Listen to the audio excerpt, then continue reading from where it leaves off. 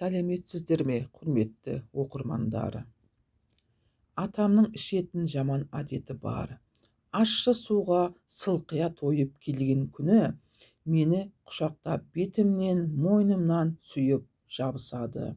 Мен үйде декреттік демалыстамын. Күйеуім жоқта талай ұрыстық та, жылап та айттым, күліп те айттым, қояр емес. Мені жақсы көретінін де айтты, не істерімді білмеймін. Күйеуімді боянып, әдемі болып күтіп алғым келеді. Күйеуіме еркелегім келеді, бірақ олай жасай алмаймын.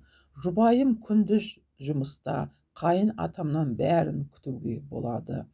Неге кетіп қалмайды дейтін шығарсыздар, кете алмаймыз.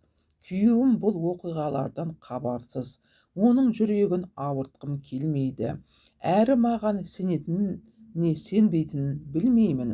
Не дегенмен әкесі ғой. Мұндай сұмдықты күйеуіме қалай жеткізерімді білмеймін.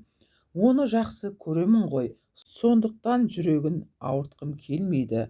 Атамды әйел алдыртуға көндіре алмады. Қалай бөлек шығуға көндірсем болады?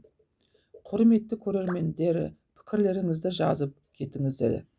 Тіркелмеген болсаңыз тіркеліп, лайк басып қолдап кетіңіздер.